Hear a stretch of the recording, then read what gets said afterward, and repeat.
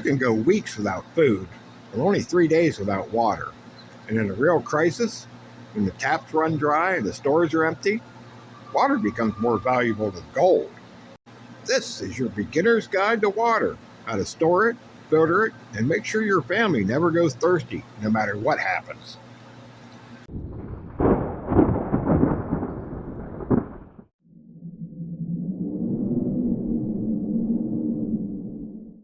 Look, water is the first system to fail in an emergency. Earthquakes break pipes, grid down events stop pumps, even local water contamination issues can make your tap water undrinkable overnight.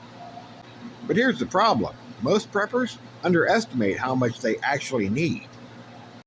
You need 1 gallon per person per day, minimum. That is just for drinking. 2 to 3 gallons if you count cooking and hygiene. A family of 4 needs 120 gallons a month. And that's just for drinking alone. So you better count on 2 to 3 gallons per person per day. Now let's talk about storing it right. You can't just grab old milk jugs and call it a day. Those degrade, leak, and grow bacteria. Step 1, use food-grade containers. Step 2, keep them in a cool, dark place. And step 3, rotate every 6 months.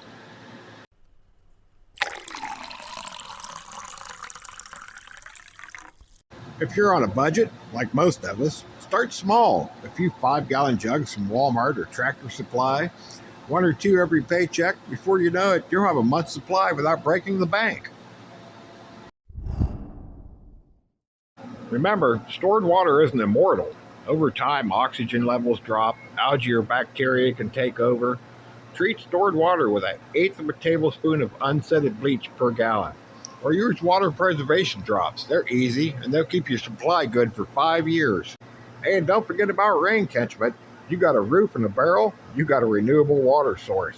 Just make sure to use a first flush diverter to keep the junk out.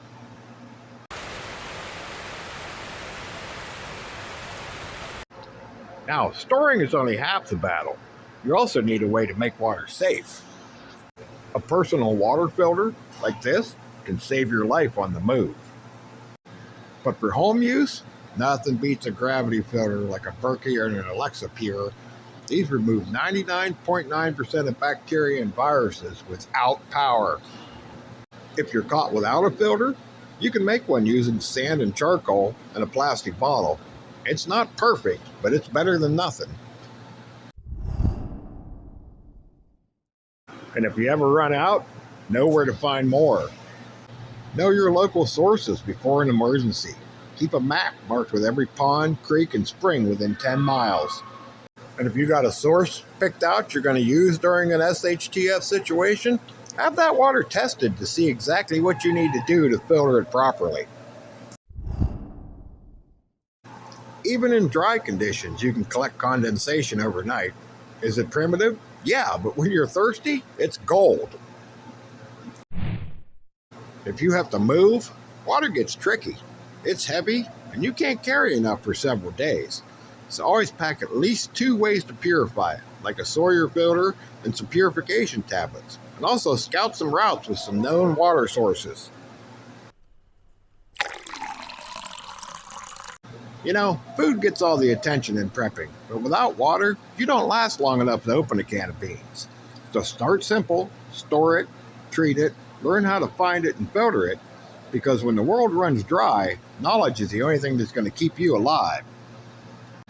Thanks for watching. This has been Ohio Valley Prepping, and look for more beginner's guide coming out in the coming weeks. Until then, don't wait for SHTF, because it's not going to wait for you. We'll see you on the next one.